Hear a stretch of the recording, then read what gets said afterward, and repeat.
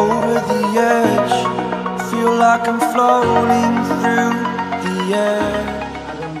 अगला चैप्टर पढ़ रहे हैं गोलीय पृष्ठ से अपवर्तन, रिफ्रैक्शन। इसके पहले हमने क्या पढ़ा था? रिफ्लेक्शन के बारे में। ये क्या है? रिफ्रैक्शन। रिफ्रैक्शन अपवर्तन। अपवर्तन क्या है उसके पहले हम जानना चाहेंगे गोलीय पृष्ठ क्या होता है। यदि कोई पृष्ठ किसी गोले का हिस्सा हो, ऐसा पृष्ठ क्या कहलाता है? गोलीय पृष्ठ कहलाता है।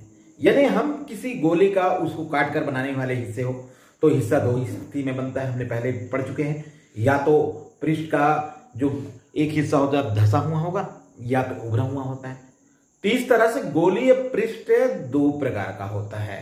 एक होता है उत्तल अपवर्तक पृष्ठ और दूसरा होता है अवतल अपवर्तक पृष्ठ होता है। इस तरह से हम देखते हैं इसमें भी जिस प्रकार से हमने पहले रिफ्लेक्शन में पढ़े हैं वही सारी नियम यहां पर भी लागू होता है, लेकिन इसमें कुछ एजम्पशंस की जरूरत पड़ती है, कुछ अभिग्रहित की जरूरत पड़ती है, जिसको हम कहते हैं कि यदि कोई वस्तु मुख्य अक्ष पर स्थित है तो कैसा होगा? बिंदु आकार का होगा। द्वारक कैसा होता है? बहुत छोटा होता है। और इस तरह से चिन्ह और परिपाटी में भी हम चले तो जिस प्रकार से हमने पहले चिन्ह परिपाटी बताया, यहां पर भी वही लागू होगा कि जिस ओर से किरण आपतित हो रहे हैं उसके विपरीत ओर जो मापी गई समझ दूरियां ऋणात्मक होगी, और जिधर से आपतित हो रहे उस दिशा में मापी गई समझ दूरियां धनात्मक होगी। मुख्य अक्ष के ऊपर मापी गई दूरी धनात्मक और नीचे मापी गई दूरी ऋणात्मक होगी। तो हम चिन्ह परिपाटी के बीच में हम जानते हैं, तो हमारे पास ये पृष्ठ है, कई परिभाषा है, और यहां पर समस्त दूरियां कहां से मापी जाती है? ध्रुव से मापी जाती है। तो गोलीय पृष्ठ से अपवर्तन का सूत्र हर साल इंपॉर्टेंट प्रश्न के रूप में यहां पर मौजूद है। आप देखेंगे एक आध साल छूटा होगा, हर साल अपवर्तक पृष्ठ के लिए सूत्र की स्थापना कीजिए, बहुत ही जरूरी है बच्चों। तो आपको ये देखना है ध्यान से, गोलीय पृष्ठ है तो मैं यहां पर प्रश्न ही ले लेता हूं कि अवतल पृष्ठ हेतु व्यंजक निकालिए। व्यंजक आपको यहां पर गोलीय पृष्ठ हेतु क्या निकालना है? व्यंजक आपको निकाल लेना है। या आपको दूसरी अर्थ में कहता है कि या प्रश्न क्या रहता है? सिद्ध कीजिए, prove that mu minus 1/r equal to mu upon v minus 1/u, जहां संकेतों का सामान्य अर्थ है। संकेतों का सामान्य अर्थ है। ये आपका प्रश्न हर साल पूछता है, वेरी वेरी इंपॉर्टेंट प्रश्न है यहां पर। तो इसको हम कैसे हल करते हैं इनके बारे में हम देखते हैं। तो ये मैंने पहले ही बता दिया, पृष्ठ कैसे अवतल। प्रश्न ऐसा भी आता है कि गोलीय पृष्ठ हेतु अपवर्तन सूत्र निकालिए। तो यहां पर पृष्ठ गोली में आपको अवतल पृष्ठ या उत्तल पृष्ठ की बात नहीं की, आप कोई भी निकाल सकते हैं। तो मैंने यहां पर अवतल पृष्ठ कहा है, तो अवतल पृष्ठ हेतु हम निकाल लें। तो हमारा जो सॉल्यूशन बनता है, सॉल्व बनेगा, एक मैं चित्र बनाऊंगा यहां पर, थोड़ी सी मैं नीचे बना दूं क्योंकि मेरे को उधर किरण भी दिखाना पड़ेगा। ये पृष्ठ हमारे पास, ये अवतल पृष्ठ, ये इस अवतल पृष्ठ का मुख्य अक्ष है। ये म्यू माध्यम है, म्यू माध्यम, और म्यू माध्यम को हम क्या कहते हैं? सघन माध्यम, सघन माध्यम। तो अपवर्तन का नियम हम छोटी कक्षाओं में पढ़ चुके हैं। अपवर्तन के क्या नियम होते हैं? जब प्रकाश एक माध्यम से दूसरे माध्यम पर आती है तो या तो वो अभिलंब की ओर झुक जाती है या अभिलंब से दूर भाग जाती है। दो स्थितियां बनती हैं। दूसरा जो नियम कहलाता है इसको स्नेल का नियम कह देते हैं। स्नेल का नियम क्या था कि जब कोई प्रकाश विरल माध्यम से सघन माध्यम में प्रवेश कर रही है तो आपतन कोण की ज्या और अपवर्तन कोण की ज्या के बीच अनुपात होता है, उसे हम क्या कहते हैं? क्या कहते हैं उसको? हम स्नेल का नियम कहते हैं। Mu is equal to sine i upon sine r. तो ये सघन माध्यम होने के साथ साथ ये क्या होगा? विरल माध्यम होगा। अब मेरे पास जो अभी अभी एजम्पशन हमने देखा कि वस्तु कैसे है, बिंदु आकार का है, ये ओ पर वस्तु है। अब ये अल्प कोण बनाती हुई आपतित होती है, इसका एक एजम्पशन है कि ये कोण अल्प होना चाहिए। ये प्रकाश किरण जा रहा है, अल्प कोण कितना, अल्फा। अब ये यहां पर मैं इस वक्रता का ये मैं सी कह दूं, वक्रता त्रिज्या कह दूं, तो मेरे को क्या करना पड़ेगा, यहां पर एक अभिलंब डालना पड़ेगा। एक यहां पर से क्या डालना पड़ेगा, अभिलंब। ये अभिलंब क्या होता है, उसी मार्ग पर ये लौट आता है, ये कहलाता है अभिलंब, नॉर्मल। ये नॉर्मल का संकेत है। अब यहां पर जब नॉर्मल से कोण बनाती हुई आती है तो ये क्या कहलाएगा, ये आपतन का कोण कहलाएगा। इसको मैं यहां पर लिख दूं आई, ये आपतन का कोण हो गया। अब क्या हुआ, प्रकाश जो है विरल माध्यम से कहा जा रहा है सघन माध्यम में, तो अभिलंब की ओर क्या होगा, ये झुक जाएगा। जितना कोण आई है उससे छोटा कोण बनेगा ये आर का। तो इन्हीं को आपको ध्यान देना है बच्चों। ये आर कोण बना, ये अपवर्तन का कोण बन गया। इसको मैं नाम दे दूं एम, और यहां पर मैं इसको नाम दे दूं एल। तो ये आर बन गया, और इसी को मैं पीछे की ओर बढ़ा दूं तो वस्तु का प्रतिबिंब जो है यहां पर बनती हुई प्रतीत होगी। ये वस्तु का प्रतिबिंब जो आ गया वो आई बनेगा, है ना। तो वस्तु का प्रतिबिंब जो बन गया इसको मैं कहता हूं बीटा, और ये होता है थीटा। तो ये पूरा का पूरा कोण बना है आई, इस कोण का नाम है आई, और यहां पर ये कोण और एक कोण शीर्षाभिमुख कोण कहलाएगा। ये कोण कितना का आएगा, आर का। ये कोण कितने आ जाएगा, आर का, और ये बड़ा कोण बनेगा आई का, है ना। ये छोटा वाला जो कोण बन जाएगा आई माइनस आर का। तो हमारा चित्र बिल्कुल दिखना चाहिए, हमारा चित्र बिल्कुल कैसा होना चाहिए, बिल्कुल साफ सुथरे दिखना चाहिए कि ये फॉलो कर रहा है कि नहीं। तो ये किरण जो वस्तु से सीधा चली जाती है वो अभिलंब होते हुए सीधी चली जाती है। एक किरण यहां पर आई, अब यहां पर दो किरणें कट रही, एक किरण इधर आ रही थी, एक किरण बैक की ओर लाए, तो ये वस्तु का क्या बन गया, प्रतिबिंब यहां पर बन गया।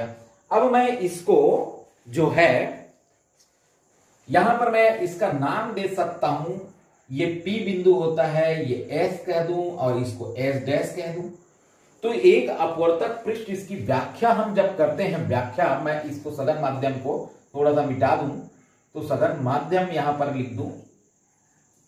तो व्याख्या में क्या होगा, ये जो व्याख्या आएगा जहां पर मैं कह सकता हूं अवतल पृष्ठ, अवतल पृष्ठ क्या है, अवतल पृष्ठ हमारे पास एस पी एस डैश, और वहां पर वस्तु जो है कहां पर है, वस्तु ओ पर है, जिसका प्रतिबिंब कहां पर बन रहा है, जिसका प्रतिबिंब बन रहा है, प्रतिबिंब आई पर बन रहा है, आई पर बनता है। तो यहां पर मैं शॉर्ट कर दूं, माध्यम हमने देख लिया कि आपतन का कोण क्या हुआ, आपतन का कोण या आपतन कोण angle of incidence i equal to क्या में मिला है हमको, ये देख लो ओ, यहां पर मैं एल, इसको मैं एम कह दूं और इसको मैं एम कर दूं, कोई प्रॉब्लम नहीं। पुस्तक जैसे आपको कह रहे तो ये आ जाएगा।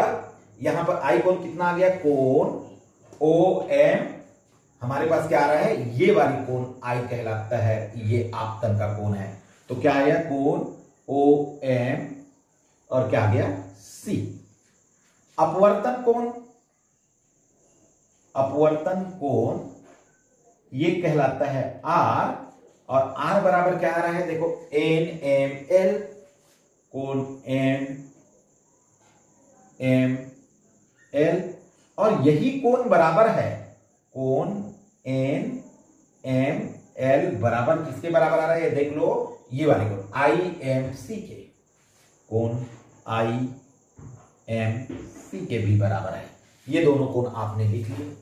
अब हम यहां पर चलते, एक ही फार्मूला हमारे पास मालूम है, स्नेल का नियम, क्योंकि अपवर्तन है, क्या लिखेंगे, स्नेल का नियम। स्नेल का नियम क्या है, mu is equal to sine i upon sine r है। मैं एजम्पशन अभी बताया था। एजम्पशन क्या बताया था मैंने? जो भी कोण एंगल आता है वो कैसा होता है? बहुत छोटा होता है। तो ये कोण छोटा है, आई और आर क्या है? बहुत छोटा है। तो मैं कह सकता हूं कोण बहुत छोटा है, कोण बहुत छोटा है। अतः मैं कह सकता हूं sine i nearest about to i and sine r equal to r nearest. हम उसके वैल्यू को हम यहां पर डिपुट कर लेते हैं और अगला हम चलते हैं। तो आगे हम चले, ये आ गया mu is equal to I upon R. तो इसको मैं कह सकता हूं I equal to mu into R, समीकरण नंबर 1। अब मैं आई और आर का वैल्यू यहां पर निकालता हूं। तो मैं सबसे पहला मंत्र होता है हमारा त्रिभुज OMC में, OMC में पहला वस्तु और ये जो वक्रता है ओ वाले त्रिभुज आपको पहले देना है। तो OMC में बहिष्ण कोण दूरस्थ अंतः कोणों के योग के बराबर होता है। तो यहां पर बहिष्ण कोण क्या है? थीटा इक्वल टू दूरस्थ अंतः कोण कौन सा हो गया? अल्फा, और ये वाले कोण क्या होता है? आई, अल्फा प्लस आई। अल्फा प्लस क्या आ गया? आई आ गया। तो यहां से मैं कह सकता हूं ये हमारे पास आ गया अल्फा प्लस आई। यहां पर भी मैं कर सकता हूं। तो ये कोण मेरे को आई इक्वल टू कितना आ गया? आई इक्वल टू आ गया थीटा माइनस अल्फा, समीकरण नंबर 2। ये हमारे पास आया। मैंने कहा था पहले हमको आई का मान निकालना है, उसके बाद किसका मान निकालना है? आर का। 2 ही मंत्र है। अब मेरे पास त्रिभुज बचता है। कौन सा त्रिभुज बच गया? ये वाले त्रिभुज, प्रतिबिंब वाले IMC में। IMC में क्या है? यहां पर भी बहिष्ण कोण हो रहा है थीटा इक्वल टू दूरस्थ अंतः कोण कौन सा हो रहा है? Beta plus r, beta plus r. तो आर इक्वल टू क्या हो गया? Theta minus beta. ये हमारे पास आ गया इक्वेशन 3। इन दोनों की वैल्यू मैं 1 में रख दूं। ये 1 नंबर का हमारे पास सूत्र ये आया है, आई इक्वल टू 1 में रख देता हूं तो क्या आ गया? आई इक्वल टू कितना आ गया? Theta minus alpha equal to mu bracket theta minus beta. ये मेरे पास आ गया। आगे हम जानते हैं कोण बराबर होता है चाप बटे त्रिज्या। चाप बटे क्या आता है? त्रिज्या आता है। तो यहां पर मैं चाप ले लूं, एमपी को चाप ले लूं, त्रिज्या इसकी दूरी आ जाएगा। तो थीटा इक्वल टू क्या आ गया? थीटा यानी ये है एमपी अपान क्या रहा है? सीपी। और इसी तरह से अल्फा इक्वल टू क्या आ गया? MP upon OP, MP upon OP. और बीटा इक्वल टू क्या आ गया? एमपी अपान बीटा, ये बीटा है आईपी। इन सबका वैल्यू मैं यहां पर रख दूं तो ये आ गया theta MP upon CP minus alpha is equal to MP upon OP equal to mu bracket में theta MP upon CP minus beta equal to MP upon IP. इस तरह से एमपी सब में कॉमन निकल कर कट जाएगा। तो क्या बचा? 1 upon CP minus 1 upon OP equal to mu bracket 1 upon CP minus 1 upon IP. इस तरह से मैं अब देखता हूं सीपी क्या है? सीपी है वक्रता त्रिज्या की दूरी जिसको हम आर कहते हैं। ओपी क्या है? वस्तु की दूरी जिसे हम ओ यू कहते हैं। और आईपी क्या है? प्रतिबिंब की दूरी है जिसको हम क्या कहते हैं? भी कहते हैं। अब इसके लिए मैं यहां पर थोड़ी सी जगह बना लूं, और जगह मैं यहां से बनाता हूं तो ये क्या आ जाएगा? थोड़ी सी मैं जगह बना लेता हूं बच्चों। तो ये आ गया, मैंने जगह बना ली। तो ये आ गया, इसकी वैल्यू मैं रख देता हूं। तो सीपी इक्वल टू क्या कहलाएगा? सीपी कहलाएगा वक्रता त्रिज्या की दूरी। और ये चूंकि बाईं ओर है, ये भी क्या होगा? माइनस आर हो जाएगा। ओपी वस्तु की दूरी और ये भी बाईं ओर है तो क्या होगा? माइनस यू होगा। आईपी प्रतिबिंब की दूरी, प्रतिबिंब की दूरी, और ये भी बाईं ओर है तो क्या होगा? माइनस होगा, माइनस बी। तो इस तरह से वैल्यू मैं रख दूं तो मेरे पास क्या आ गया? 1 upon minus r -1/-u equal to mu bracket 1/Cp - r -1/-v। ये माइनस माइनस प्लस, ये माइनस माइनस क्या आ जाएगा, प्लस आ जाएगा। मैं थोड़ी सी इसको लाइन में बना दूं तो ये कितना आ गया, ये आ गया -1/r plus 1/u mu -1/r plus 1/v। इस तरह से मैं म्यू का इससे गुना कर दूं तो -μ/r और ये आ गया म्यू बटे v। तो मैं इसका पक्षांतर इधर कर दूं तो ये कितना आ गया, ये आ गया, मैं कर दूं तो ये म्यू माइनस जो है इधर आकर प्लस हो गया तो μ/r और इधर क्या है -1/r है, बराबर ये म्यू का गुना यहीं पर करूं और ये इसको इधर ही रखूं और इसका पक्षांतर मैं इधर कर दूं तो 1/ क्या आ गया u। मैं इसका लघुत्तम कर दूं तो ये आ गया, मेरे को अभी सूत्र में मैंने लिया है, इसका लघुत्तम कर दूं तो r तो म्यू -1 बराबर क्या आ गया म्यू बटे v -1/u। और यही हमको क्या करना था, सिद्ध करना था। देख लीजिए, वेरी सिंपल। और ये जो प्रश्न है कठिन करने के लिए और कई प्रकार से पूछा जाता है। समथिंग तो मैं कह दूं, म्यू जो है एक माध्यम इसको विरल को 1 और सघन को 2 कर देता है, विरल को 1 और सघन को 2 कर देता है। तो इसी का फार्मूला में क्या आ जाता है, म्यू इक्वल टू म्यू1 इक्वल टू क्या आ जाएगा μ2/μ1। तो इस फार्मूला के अनुसार भी जहां जहां पर हम म्यू डाले हैं वहां पर क्या हो जाता है μ2/μ1। तो कभी हम देखें कुछ सालों के बाद ये फार्मूला भी आपको दिया जाता है, तो आसानी से आप बना सकते हो। क्रमशः वीडियो को आप देखते रहिए और अच्छे से अच्छे आपकी पढ़ाई घर में कोरोना काल में घर बैठे आपको बिल्कुल महत्वपूर्ण रूप से करना है। ये प्रश्न हर साल पूछा गया है, आपको ध्यान से पढ़ना है। हम यहां पर देखते हैं कि हमारे पास आर्टिकल होता है कि उत्तल पृष्ठ पर अपवर्तन, रिफ्लेक्शन एट कॉन्वेक्स सरफेस। हमने पिछले वीडियो में हमने देखा था कि हमने कॉन्केव सरफेस पर रिफ्रैक्शन के बारे में बात किया था। अब हम क्या कहेंगे, कॉन्वेक्स उत्तल पृष्ठ पर किस तरह से अपवर्तन का सूत्र निकलता है उनके बारे में हम बात करेंगे, है? तो यहां पर हम देखते हैं कि ये जो पृष्ठ है ये कैसा हो रहा है, ये है अब उभरा हुआ पृष्ठ, ये यहां पर ये म्यू माध्यम। अब ये जो पृष्ठ है ये इस तरह से कैसा पृष्ठ हो गया, उभरा हुआ पृष्ठ। ये हमारा आ जाएगा मुख्य अक्ष, मेन एक्सिस। अब ये पृष्ठ इधर है तो इसकी वक्रता हमारे इधर होगी C। ये म्यू माध्यम, यानी यहां पर हमारा ये सघन आएगा, मैं इसके नीचे लिख दूं सघन माध्यम, और इधर है विरल माध्यम। तो हमारा जो एजम्पशंस जो था, अभिग्रहित जो था, क्या था कि जो भी वस्तु होगा वो बिंदु आकार का होगा और वस्तु बिंदु आकार के साथ कहां पर होगा, मुख्य अक्ष पर होगा। तीसरा एजम्पशन यहां पर मैंने कल बता दिया था कि जो भी वस्तु होगा या प्रतिबिंब होगा या वक्रता होगी वो जो है मुख्य अक्ष पर स्थित होने के साथ साथ जो भी किरणें आपतित होगी वो अल्प कोण पर होगी। महत्वपूर्ण एजम्पशन था। तो यहां पर मैं वस्तु को ये मुख्य अक्ष पर यहां पर डालता हूं, ये है वस्तु O।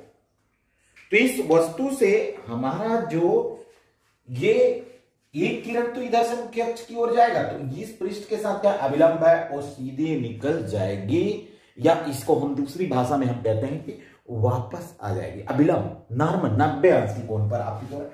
ये अल्प कोण बनाती हुई मान लो यहां पर आपतित हो रही है, ये अल्प कोण बनाती है, ये कोण को हम कहते हैं अल्फा, ये यहां पर आपतित हुआ।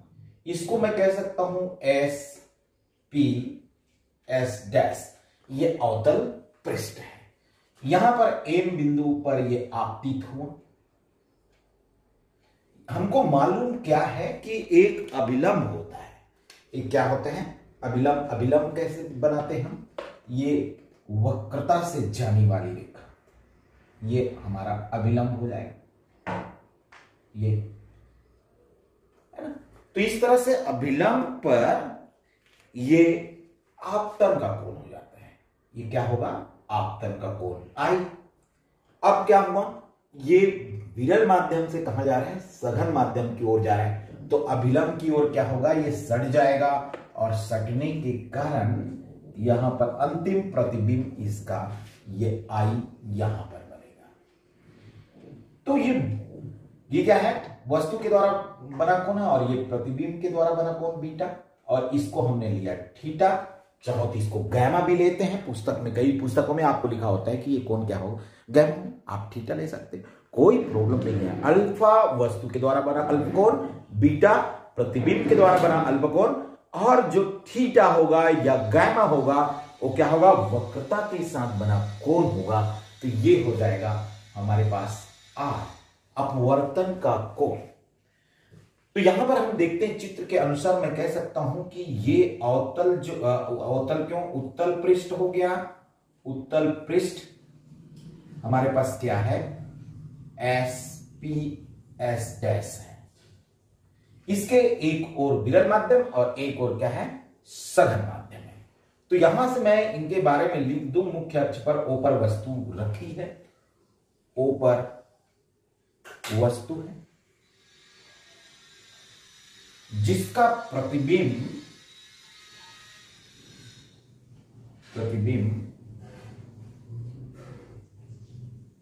आई पर बनता है।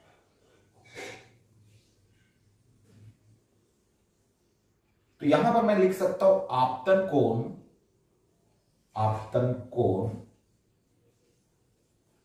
आई इक्वल टू क्या हुआ? कोण आई, इसको मैं एल नाम दे दूं तो एल एम ओ, और अपवर्तन कोण ये क्या आ गया? आर इक्वल टू कोण आई एम सी। ये हो गया।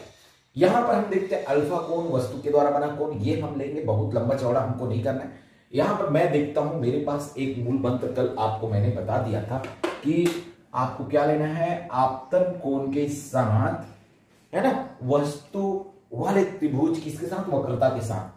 तो मैं यहां पर लिख सकता हूं त्रिभुज, पहला मंत्र होगा ओएमसी में। ओएमसी में क्या होता है? बहिष्ण कोण दूरस्थ अंतः कोणों का योग के बराबर होता है। तो इस त्रिभुज में देखो ओएससी में, ओएमसी में एम है ये। तो यहां पर हम देखते हैं क्या हो रहा है? ये बहिष्ण कोण बन रहा है। तो कोण, बहिष्ण कोण दूरस्थ अंतः कोणों के योग के होता है। दूरस्थ अंतः कोण क्या बना? Alpha plus theta. ये दूरस्थ दो अंतः कोण बनेगा इसका। तो ये हमारा पहला नंबर आ गया। इसी प्रकार मैं दूसरा जो त्रिभुज लेता हूं वो आपका प्रतिबिंब त्रिभुज था आईएमसी में। त्रिभुज आईएमसी में दो मंत्र आपको बिल्कुल याद करके जा लेना है बच्चों, कहीं कठिनाई नहीं है। एक वस्तु वाले त्रिभुज किसके साथ? वक्रता के साथ, और एक प्रतिबिंब वाले त्रिभुज किसके साथ? वक्रता के साथ। यही दो मंत्र है इस सूत्र की उत्पत्ति में। तो यहां पर हम देखते हैं ये भी बहिष्ण कोण क्या होगा? थीटा होगा बहिष्ण कोण इसका, और दूरस्थ अंतः कोण क्या होगा? R plus beta. इसमें हम आर का मान ज्ञात करना है, तो ये थीटा माइनस क्या हो गया? बीटा, सभी का नंबर 2। यहां पर मैं इसके पूर्व लिखता कि हमारा स्नेल का जो नियम था, बाद में भी लिख सकते, पूर्व भी लिख, स्नेल का नियम क्या था?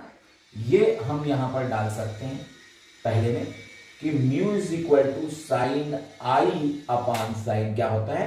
आर।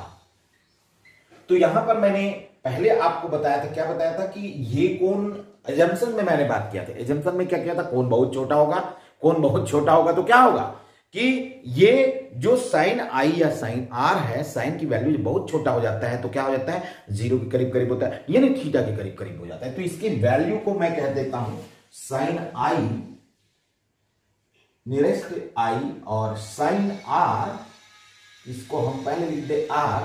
सो क्या हुआ? इसकी वैल्यू में मैं पुटअप कर दिया तो ये आ जाता है, यहां पर से मैं कह सकता हूं I equal to mu R. ये हमारे पास पहले लिखते। तो यहां पर क्या हुआ? हम स्नेल के नियम में क्या निकाली है? आई इक्वल टू म्यू आर निकालिए। तो मान किसका निकालना है, आई और आर का। तो यहां पर आई की वैल्यू कितना, अल्फा प्लस थीटा, और आर की वैल्यू कितना आया है, थीटा माइनस बीटा। और मैंने आपको बताया था कोण बराबर क्या होता है, चाप बटे त्रिज्या। चाप बटे क्या होता है, त्रिज्या। तो यहां पर कोण अल्फा, जो कोण होगा अल्फा, ये कोण है, इसका चाप कितना है, एमपी, और दूरी यहां से एमपी से इसकी दूरी क्या होगा, ओपी। इसी प्रकार बीटा, बीटा क्या है, ये है, तो बीटा का चाप भी क्या है, एमपी, और दूरी क्या है, पी आई। इसी प्रकार से मैं कह सकता हूं थीटा, थीटा इक्वल टू क्या होगा, एमपी अपान क्या हो गया, पीसी। तो इस वैल्यू को हम जब रखते हैं तो क्या आ गया, अल्फा एमपी बटे ओपी प्लस थीटा का value MP upon PC equal to mu. Theta की वैल्यू फिर से क्या है, MP upon PC, minus beta की value MP upon P I. यहां पर मैंने आपको बताया था इस कॉमन निकाल देते हैं, तो इसमें भी कॉमन क्या होगा, एमपी कॉमन होगा, तो 1 अपान ओपी बचा प्लस 1 अपान यहां पर पीसी बचा। यहां पर म्यू है, इसमें से भी एमपी को मैं कॉमन निकाल देता हूं, तो ये बच गया 1 upon PC minus 1 upon P I. ये एमपी एमपी का जाता है, ये आपको बताने के लिए था। हम डायरेक्ट यहां पर काट सकते, दोनों पक्षों में है, तो ये बच गया क्या आया, 1 upon OP plus 1 upon PC equal to mu bracket 1 upon PC minus 1 upon P I. अब हम देखते हैं ओपी पीसी पी आई है क्या, इनके बारे में जब देखते हैं तो ये क्या होगा, ये देख लेते हैं। तो यहां पर हम देखते हैं, थोड़ी सी हमारी जो जगह है वो बना ले। तो क्या हुआ, ओपी है क्या, ओपी, ओ से पी की दूरी है वस्तु की दूरी, वस्तु की दूरी कहलाएगी, डिस्टेंस ऑफ ऑब्जेक्ट, और ये कहलाता है वस्तु की दूरी यू। चूंकि ये बाईं ओर है इस कारण से क्या आ गया, माइनस यू है। इसी प्रकार से हम देखते हैं दूसरा, हमको पीसी चाहिए। पीसी हमारा क्या है, पी से सी की दूरी, यानी इसको कहते हैं वक्रता त्रिज्या की दूरी। तो ये वक्रता त्रिज्या की दूरी को आर कहते हैं। चूंकि ये दाईं ओर है इस कारण से क्या हो गया, पॉजिटिव हो गया। इसी प्रकार हम देखते हैं तीसरा हमारे पास है पी आई। ये है पी आई। पी आई क्या है, प्रतिबिंब की दूरी है, प्रतिबिंब की दूरी है। और ये प्रतिबिंब की दूरी को हम किसके द्वारा दर्शाते हैं, भी। चूंकि ये भी दाईं ओर है इस कारण से क्या होगा, प्लस भी आएगा। तो हम इनकी वैल्यू यहां पर रख दे, तो 1 upon OP 1 upon minus u, और उसके बाद देखो प्लस चिन्ह है तो प्लस 1 अपान पीसी। पीसी की वैल्यू होता है r equal to mu bracket 1 upon PC यानी 1 अपान आर, और यहां पर है माइनस 1 अपान वी। मैं यहां पर कर दूं, ये हो गया minus 1 upon u plus 1 upon r equal to mu upon r minus mu upon v. इसका मैं ब्रैकेट हटा दिया। तो यहां पर मैं इसका पक्षांतर इधर कर दूं और इसका पक्षांतर इधर कर दूं। तो इसका पक्षांतर मैं पहले इधर कर दूं, तो ये आ गया म्यू अपान आर, और इसको मैं इधर पक्षांतर किया तो माइनस 1 अपान आर। अब मैं इसका पक्षांतर इधर किया हूं तो ये माइनस है, इधर आकर क्या हो गया प्लस, और इधर लिख लूं दाई पक्ष में बी, और ये पहले से 1 अपान क्या है, यू है। मैं इनका लघुत्तम कर दूं तो आर आएगा, तो ये हो गया mu minus 1 equal to mu बटे वी माइनस 1 अपान यू। ये हमारा एड्रेस प्रूफ हो जाता है कि हम किस तरह से उत्तल पृष्ठ और अवतल पृष्ठ के लिए अपवर्तन सूत्र बताएं। बहुत ही इंपॉर्टेंट प्रश्न था ये, और यहां पर मैंने कल भी चर्चा किया था कि ये प्रश्न और कैसे आता है। तो ये प्रश्न हमारा ऐसा भी आ जाता है कि इसी पर ये प्रश्न आएगा mu 2 minus mu 1 upon r equal to mu 2 by v, है ना। और यहां पर जो आ जाएगा μ1 बाई u। देखते हैं ये ऐसे हमारे पास आता है, कई बार हमारे पास ये प्रश्न ऐसा भी आ जाता है, ये डायरेक्ट लिख देता है μ2 upon μ1 minus 1 upon r equal to, ये भी आ गया μ2 बटे μ1 भी माइनस 1 अपान u। बिना कटे इस तरह से, या इसी को हम जिस तरह से मैंने यहां पर लिखा है ऐसा भी आ जाता है μ2 अपान μ1 बटे b।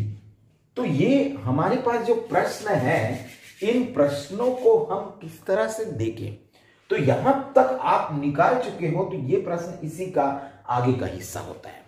कैसे आगे का हिस्सा होता है कि हम जानते हैं म्यू को, ये क्या है, म्यू 1 μ2 है।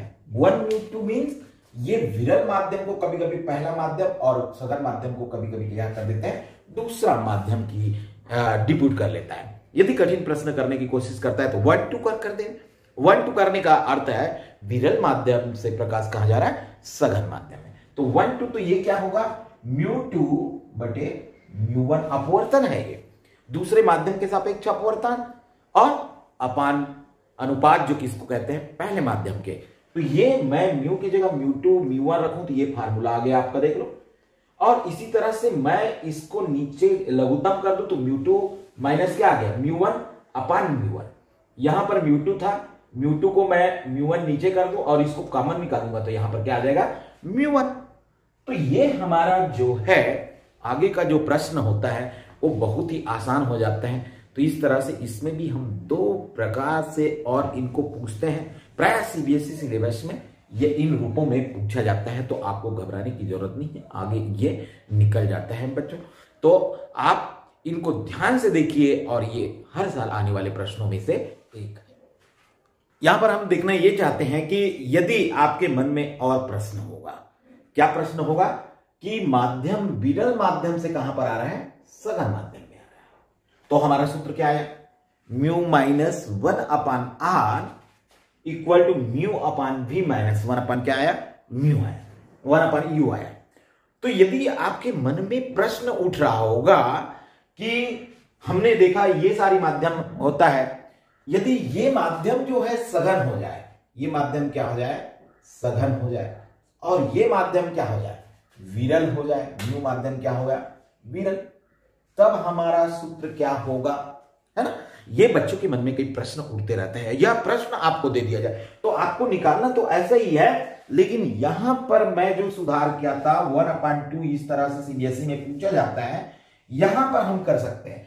क्योंकि अब क्या हो रहा है, जो माध्यम है सघन से कहा जा रहा है, विरल माध्यम में जा रहा है, तो जो म्यू हमने लिया था वो म्यू क्या होगा, 1/म्यू हो जाएगा।